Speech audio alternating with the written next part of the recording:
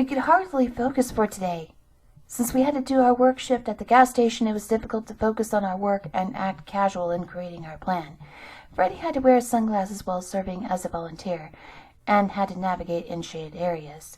Thankfully, none of the customers seemed to have noticed anything unusual about him, and we were grateful that Ben and Leslie had him be bathed and laundered his clothes in advance, since he smelled of mold before. He was not exactly social, yet gave us awkward smiles in his attempt to be friendly. After much discreet discussion, our first phase happened to gain information from Freddie of our enemies. Here's a list of what Freddie had given us of the following. 1. There have been entrances from storm drains and illusionary portals from puddles. Their powers are limited by nature and cannot do well indoors. 2. Each Forsaken child has a selfish mindset and primitive Neanderthal morals. 3. They like to steal food from people's cars and eat vermin from the streets. 4. They could only listen to the radio for entertainment or be updated of the world. 5. They often claim furniture or other treasures from dumpsters. 6. There is an instinctual hatred for light beings, such as Leslie and I. The second phase happened to have Freddie serve as our guide, bring us to an entrance, and sneak us inside of the hideout. Ben and I made spell bombs during our break-in in the office. They consisted of ground garlic, firecrackers, lighter fluid, and drops of my saliva inside the balloons. When detonated, they shall release a blessed gas. We gathered our other weapons and contacted Herbert, since he had been manipulated by these brats before, that the man would love to have his revenge. We all gathered into Maggie's Winnebago, and Freddie giving her directions as she took the driver's seat. "Let's kill these little shits for what they done to my husband," she exclaimed. We cheered loudly while leaving the parking lot and riding to our destination. During our ride, Arthur, Ben, and I would be the ones who carried the spell bombs in backpacks and be on the defensive. Maggie, Herbert, and Leslie would be on the offensive. As I saw that we were approaching a public park, my muscles tensed and anticipated the worst. Arthur hugged me from behind, resting his chin on my scalp, and said gently, "I know that you are an Amazon, but you must not be nervous, dearest." I began to relax within his embrace and asked, "Why shouldn't I?" "Do you have any idea how dangerous you are to these cretins?" "No, not exactly." "Your sacred song alone could cause severe harm." "I did not know I could do that," commenting while looking upwards to face him. "You often seem to forget that you are an angel and have these abilities, my dear. It is time you use them without your grandfather's approval," he said, then laid a kiss upon my nose. "You're right, I have to show him that I can be tough without having a bad childhood," I said, and enjoyed the romantic moment. Arthur has a phenomenal way to encourage me, which is reinforcing my love for him.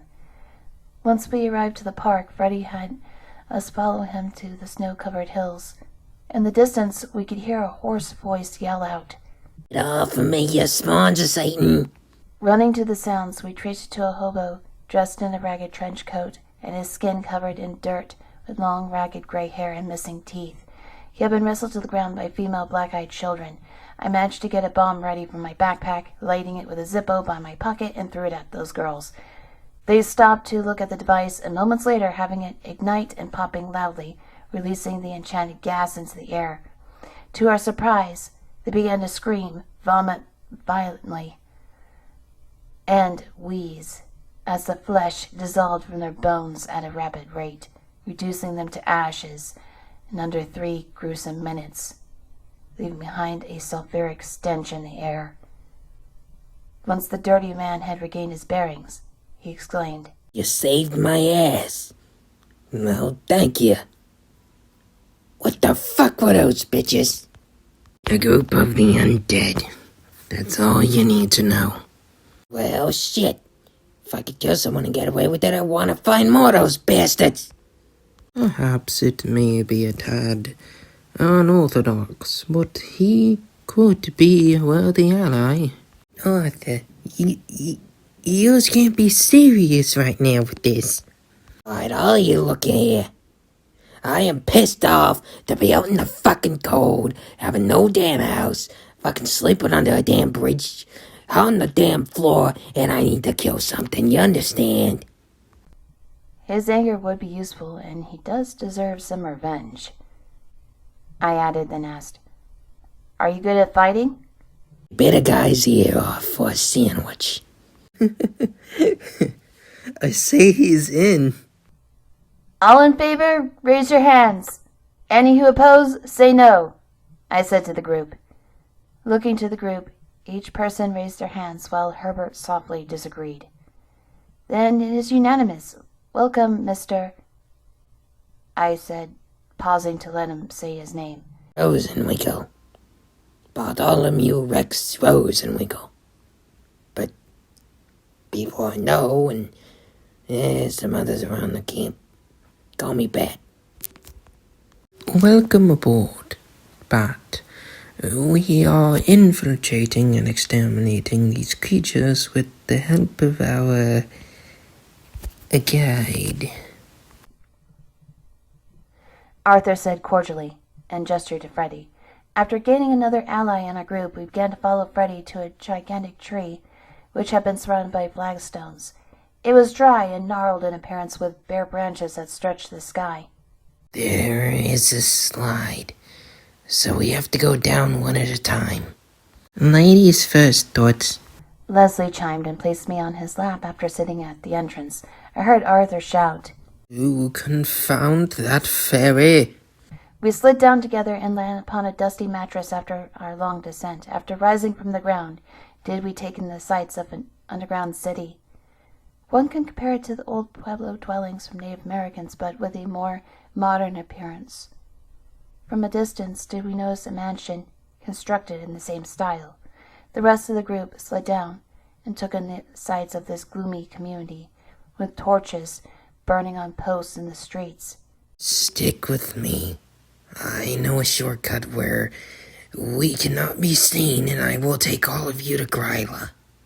We followed our guide in the dank alleyways, and having to contend with rats that crossed our path. I glanced a bit in the windows to see children dressed in outdated clothing argue and slang from the 1970s and 1980s. A few were making fun of the celebrities in a strange primitive dance while throwing food at the radio. Some were sleeping in patchwork quilts that were threadbare. I have another reason to free them from this ogre witch. No one should live in those conditions. Taking notice of my group's reactions, they seemed to have felt the same pity and disgust by the sight from their grimaces and sullen faces. I can sneak us inside through the servants' entrance. Freddy whispered. The undead boy led us to a side entrance, which had been hidden away by a fancy interior staircase.